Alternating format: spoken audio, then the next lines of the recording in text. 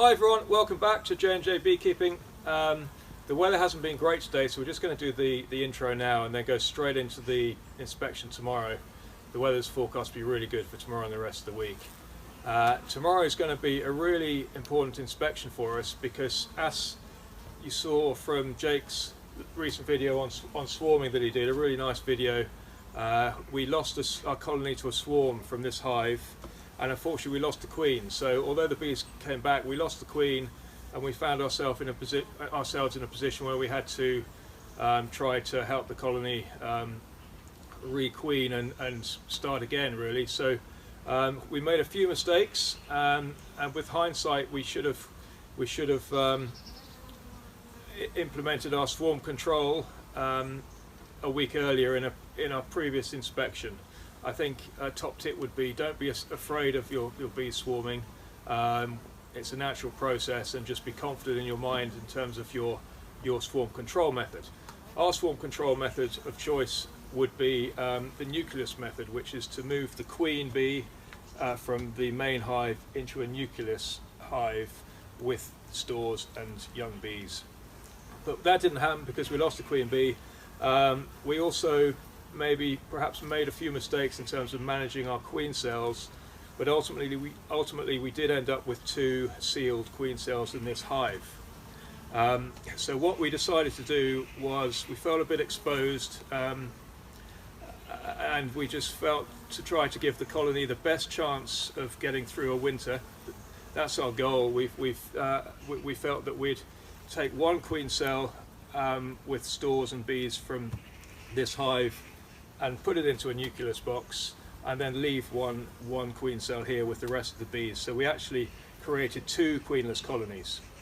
We then went back and saw that both of those queen cells had been destroyed, so we are hoping that we have 2 virgin queen bees in the hives. We couldn't see them at all, and that was 2.5 weeks ago. So I think the main thing to do is to give them plenty of time to go on their mating flights, come back, settle down, start laying without disturbance. So we've given them 2.5 weeks, and actually on our weekly bee chats with the Dublin Beekeepers Association, anecdotally, queen bees seem to be taking a long time to start laying after they're mated. So we feel now's the time, and in the meantime, another useful thing we found is this. We're in the back garden here, so we're well able to come down and spend lots of time looking at the hive, and you can tell a lot from observing the hive entrance. And Jake's been down here with a stopwatch and a piece of paper and a pencil, and has been identifying how many bees we can visibly see going into the hive with pollen, which could be an indicator that there is a queen bee laying inside. And Jake, what did you discover? For the nuke hive, it was around an average of 12 to 15 per minute, and for the big hive, it was around an average of 2 to 3 per minute. So that would kind of hint towards the nuke having a laying queen and the hive not having one yet. Thanks, Jake. So yeah, that could be really a real good indicator that in this smaller, and there's less bees in this one, in this smaller nuke, there's a laying queen. And in this bigger hive, there could be a new queen. However, she may just not have started laying, or she might be laying, we don't know, but we have a good feeling that we might at least have 1 colony. And even if we have 1 queen right colony, at least that gives us options. So we might move, if we end up with just 1 queen in here, we might use some stores from this hive and the bees and just make this colony as strong as possible. But we still might have 2 new laying queens, so we still have a chance. It's the middle of July, so the evenings are starting to get shorter. Soon, in a few weeks, the queens will start reducing their egg laying rate, so we decided to forfeit any honey, so there's no honey soup or anything. We're not going to get any honey ourselves this year, but that's fine. We just want to give our bees the maximum chance to get through the winter. One more point, just in terms of hive and apiary hygiene, we have a polyhive in the shed which we've really cleaned well, and this might be an opportunity for us to move if this does have a laying queen in it, to move these bees into the poly hive, then give this hive a really good clean, and then move this, the nucleus colony, into this hive. It's our understanding that it's easier to overwinter a full size hive than a nuke. So even if we just have a queen right colony in the nuke, we'll be expanding this into a hive before the winter. So hopefully that's kind of a good practice in terms of hive hygiene. We're going to leave it now, and we'll start the video playing tomorrow. We'll have our suits on, smoke a lit, and we'll get straight back into it. Thanks very much. Hi everyone, welcome back. We're having great fun this morning. We did do an inspection the following morning after our intro. However, the video stopped after a minute, so just as well actually, because we can combine everything in one video and show you something a bit different.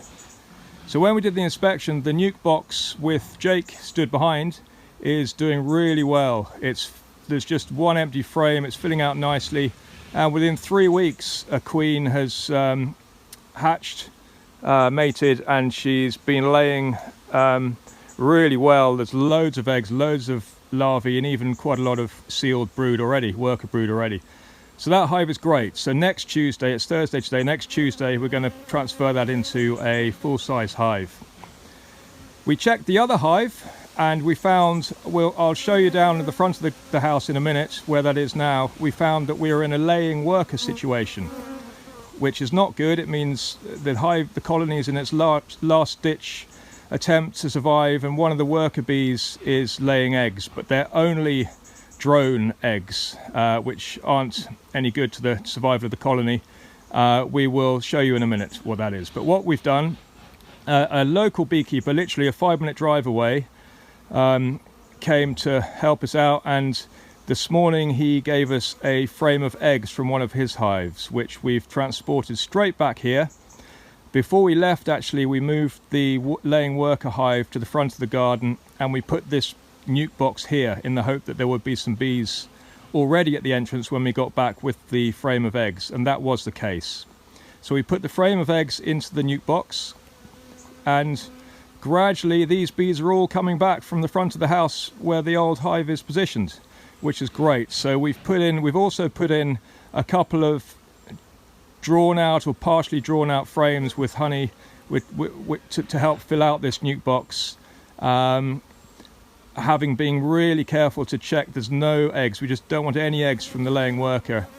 So here the bees are all coming back, so hopefully they'll be covering the frame with the eggs, keeping the eggs warm, and I don't know, this might give us a 50-50 shot of them developing a queen cell from these one-day-old eggs and surviving. So Jake, if you could take the top off, we'll have a quick look in, and then we'll go down the garden to show you the original hive. Thanks, Jake.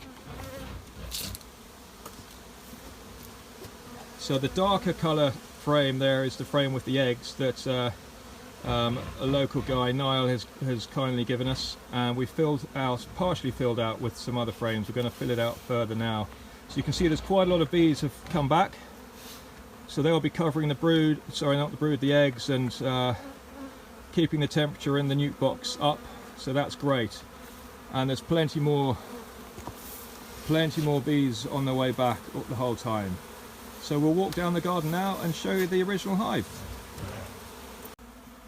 So this is the original hive with the laying worker situation in it. So before we went to collect our frame of eggs, we moved this down to the front of the house, and we shook the bees into the bush here. So they're gradually making their way back to the poly hive. You can see in these frames there is, actually Jake, perhaps you could lift that frame up.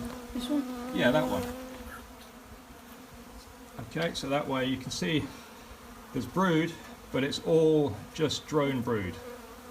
And it's in worker cells, but it's just drone brood, a regular drone brood. And there's some of that on all the frames. So there's a laying worker situation, definitely. And sorry, these bees, I don't want to get stung.